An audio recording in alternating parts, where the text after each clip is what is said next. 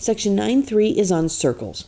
The definition of a circle is the set of all points in a plane that are equidistant from a given point, which is the center. The segment from the center to any point on the circle is called the radius. And you may remember this from geometry. The standard form of the equation of a circle is the quantity x minus h squared plus the quantity y minus k squared equals r squared, where the center is the point hk and the radius is r. So let's take a look at a couple examples here. This says write each equation in standard form if necessary, identify the center and the length of the radius, and then graph. And number 1 is the quantity x minus 3 squared plus y squared equals 4. And this is actually already written in standard form because I already have some quantity squared. So I'm just going to identify my h, k, and r. So my h is 3, because remember this is x minus h. My k is 0 because there's nothing added or subtracted to y. And my r is 2. Remember r squared is 4, so if r squared is 4, r is equal to 2. So my center is going to be the point 3, 0, and my radius is 2 units long. So let's graph that.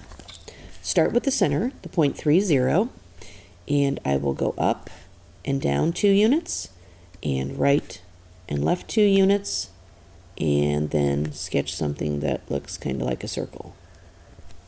And there's your graph. Let's take a look at a second example. Here we have the equation x squared plus y squared minus 4x plus 8y minus 16 equals 0. This is not in standard form, so we need to put it into that. To do that, I'm going to group together my x terms, so x squared minus 4x, and leave a space. Group together my y terms, y squared plus 8y, and leave a space, and move my negative 16 to the other side. Now I need to complete the square, as we did with parabolas. So I take half of b and square it, so that means I have to add 4. And if I add 4 there, I have to add 4 over here. And do the same thing with the y's. Take half of b, which is going to be 4 squared, so that's 16. Add 16, and if I add 16 there, I have to add 16 here. Now, let's factor these trinomials. So that's going to give me x minus 2 squared plus y plus 4 squared equals 36. So my h is 2, my k is negative 4. Remember, this is y minus k, or y minus a negative 4. And my radius is going to be the square root of 36, which is 6. So my center is the point 2, negative 4. And as I said, my radius is 6 inches long. So let's graph that. The point 2, negative 4.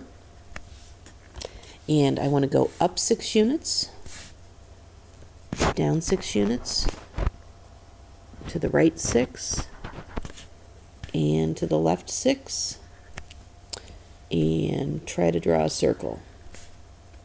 I'm trying not to make it look too pointy on the ends. That's not too bad. So in this lesson, we took a look at the equation of a circle. So the standard form of the equation of a circle, which you should probably recognize from geometry. How to put it into standard form if necessary. We identify our h and k, which become our center, and identify our radius, and all those values help us to graph it.